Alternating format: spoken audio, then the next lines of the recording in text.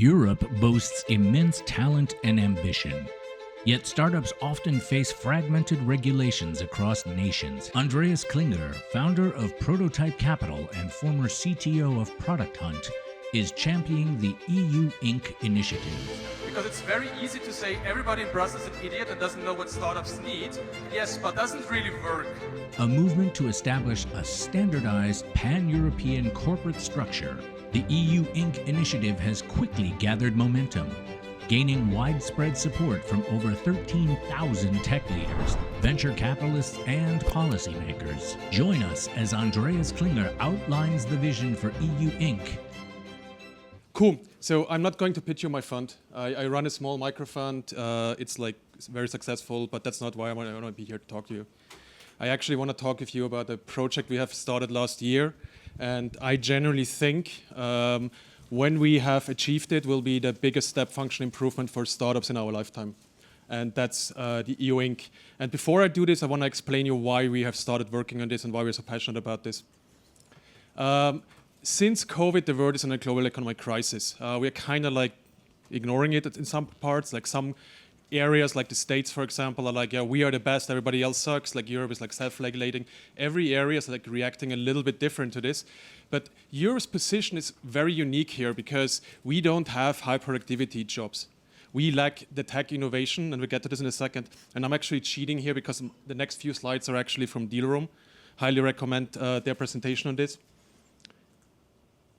The main issue we have is that all of the high productivity jobs of the last, let's say, 10, 20 years were actually in the States. We are more like very frequently customers. Previously, high productivity jobs, for example, like trade, banking, machinery, we had those here. AI, software, all this kind of stuff we don't. And the second problem we have, the internet acts as like a global distribution network where power law can perfectly work. So if you are the number one, number two, you might like lock the whole market among just you two companies. There's like the biggest 7 companies in the States, and you can actually, in my opinion, remove Tesla here. It's like the biggest 6 already, really interesting. They alone do more R&D and CapEx than all of the world's VC combined. So not having these kind of companies means you have a different level of research, a different level of R&D in your area. You can argue that, okay, R&D is very different to VC. It's a different asset class, different everything, right? They also invest more into startups than European VC alone. So these 6, 7 companies invest more into startups, investing, not acquisitions, investing, than Europe as a whole. Or differently put, unless we build comparably large or important companies here in Europe, nothing we say or do in this room matters. This is basically having a second complete VC ecosystem just in the form of a few companies. And it's not only those few companies they have. And we can't argue that, yes, but Europe is shaped differently. We like to have smaller companies, Mittelstand, they call it in Germany. We had these kind of like big spending, big progress, big companies in every other industry. We lack them in tech, in AI, in software. And this is why, in my opinion, to be fully sovereign, Europe needs tech innovation to work. And one thing we do, and I have regularly with politicians, is startups are frequently framed as like small, creative, ambitious companies. No VC invests in a startup in the hope that they stay small. The whole point of startups is to build huge companies. And the second problem here is that modern innovation, like AI research, for example, this is happening at these big companies in like completely different scale. So to actually not become a pure SaaS customer of the US, and I know like today's theme is not pitting US versus Europe. I'm pitting actually Europe versus everybody else. We need to have these kind of large companies here. We have to have working tech innovation here in Europe. Our largest competitors are United Blocks, China, India, the US. We act as individual countries.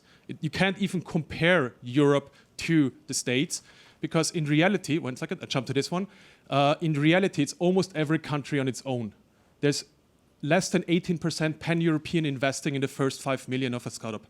Or differently put, unless you have local angels, very likely you're not going to be able to efficiently raise. The only solution to like a world where like big blocks are united and like acting on their own interest is continental scale. Let me jump here. So this is why we started EU Inc.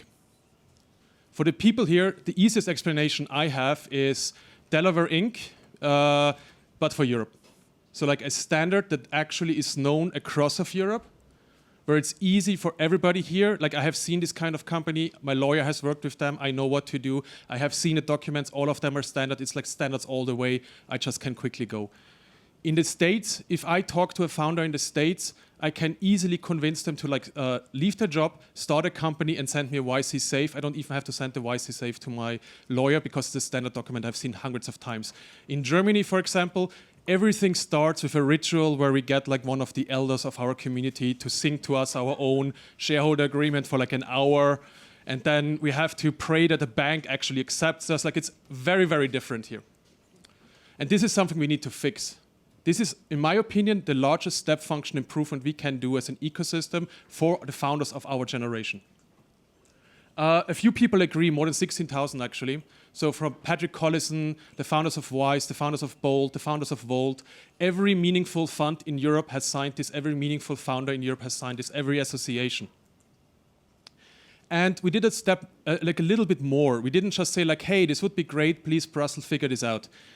The nuance is important. Like it's important that the solution is actually useful for startups. So what we did is we created an 80-page legal proposal in detail how this could look like. We open sourced it. We worked with the largest legal firms in Europe focused on startups, and we got contributions of hundreds of people. EU Inc. isn't like a meme, a vibe, or a general idea. It's a very specific solution. And the specific solution is you standardize corporate law on European level. You have an online registry where you can basically Stripe Atlas is the easiest explanation of this one. But the company stays a local company in the sense you still have German taxes, German employment law, French taxes, French employment law. The reason is otherwise they would never give up this authority to Brussels. Like, no, there's no country in Europe that would give up employment or taxation to Brussels. So this is a compromise we do for a simple reason. We want to make sure that the EU Inc. actually is available to any kind of startup because we do not know how the startups of the future look like. If this goes through, we can easily do standardized legal docs, standardized European stock options. So make it actually possible to very efficiently provide options across Europe, across your team. And they will be taxed only at exit. So I want to drive this home. This isn't an entity for startups. It's an entity for any kind of company. I know people who became millionaires by investing in coffee shop companies. I know people who started bus companies that became billion-dollar businesses. You never know what's the next big success, and you especially do not know what the innovation of the future looks like. This is why we have this whole taxation and employment compromise. Otherwise, what would happen is that they would make it only for a niche, and then Brussels would define what a startup is allowed to be. Yeah, there's a few other inside baseball facts, but basically we're trying to create a whole ecosystem around it. So if you're used for the States, like I used to work 5-6 years in the States, for example, you can very easily create a Mercury account for your Delaware Inc., like automatically online banking, all this kind of stuff. Like there's multiple services around the whole ecosystem of standards, and this is basically what we're trying to do here. Cool. How can you help? Anybody who has minister or president of a country in their job title, and I'm not kidding, would be very, very useful. We are at the point where Brussels is actually a very, very big fan of this. We're at the point where multiple countries are very, very interested in this. Now it's about making sure that it's the correct implementation and not some shady compromise. And for this, we need to talk to these people. These people, like the problem you have with any of this is it's not like one department in the government that's responsible of this. This goes across multiple ministries by default. So what you need to do is you need to basically put it on CEO level. So we need to put it on CEO level in every country and on Brussels level. So if you know prime ministers or presidents, please afterwards talk to me. By the way, our goal is to have the first EU Inc. by 2028. Brussels already said they want to try until 2027. We were so successful with this whole campaign that in Brussels, not only they made this the #1 thing they want to actually do for startups, and the first thing they want to do for startups, we were so successful that our name, like EU Inc., became the meme for any solution in that space, which is very confusing, by the way, when you feel like in these meetings. Why not 2025? For context, so the question is why not 2025? For context, the SE needed 30 years. 30. If I get it done by 2028, that's a 10x. For Brussels speed, or for a government speed, doesn't even Brussels, this is like hyper speed, this is light speed. The fact that they actually want to have like a legal proposal this year, they want to have voting this year, implementation next year, like this is comparably fast. Like for startups, I know, I have the same. I tell my team, like, why is it taking so long? And everybody who worked in policy in my team is like getting a freak out in this very moment and tell me like, you have no idea, please, like, this is insanely fast already. Cool. The second one I want to leave here is you can just do things. The people who did EU Inc. Are a group of founders, investors, association peoples who got together in a WhatsApp group. We need a pan-European solution for IPOs. If one of my founders would do an IPO in Europe, I would sue them right now. And without exits, we don't have a VC ecosystem. So we need a solution. So like somebody get together and figure this out, please. Thank you very much. I started a YouTube channel as well. I have a VC fund. Feel free to connect. Before you go, I just want to give a massive shout out to the partners who made the EUVC Summit and Awards possible. So please do not tune out. We're partnered with these firms because they're great people with offerings that we know from our friends in the ecosystem are truly world-class. First up, I want to give a big thanks to HSBC Innovation Banking. They helped us accept the awards in the very beginning, and truly, they are the leading bank for anyone in European venture. There's a reason why everyone knows them. Google Cloud, they were our venue, hosted the summit. What a team, what a big effort they put on to help us. We're hugely grateful. Make sure to reach out to Arabella or Oksana at the Google Cloud team to hear how they can help you as well as your portfolio. Massive credits goes to them. Ace Alternatives, we have so many friends in the Berlin ecosystem partnered with these guys. Just the best fund ops team around. And as with any good restaurant, where the locals are is also where you get the best service. And now they're expanding across Europe, so they're definitely someone to talk to. Haynes Boone, they're longtime partners of ours in both our own legal work. They're great supporters of us here at EUVC, and I definitely think that they are one of the go-to legal teams to have in your corner. CW Communications, our dear friends who helped us secure CNBC, Bloomberg, Financial Times, and many more for the summit. It's a joy working with Dan and Kathy and the team. The Fundcraft, digital native, full suite, Lux headquartered, and a great partner as you grow your firm out of Luxembourg. Definitely a fund admin to consider in your stack.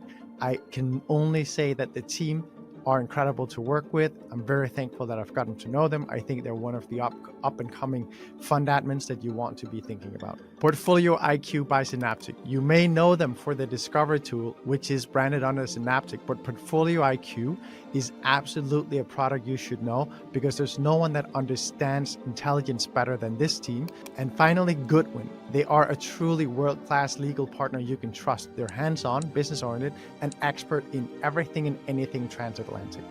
So those were our partners for the summit and awards. I know this might have been a bit long and boring, but really, if you have these guys on your side, I don't think your firm could be in any better hands. And also, they're helping us do what we're doing every day for you.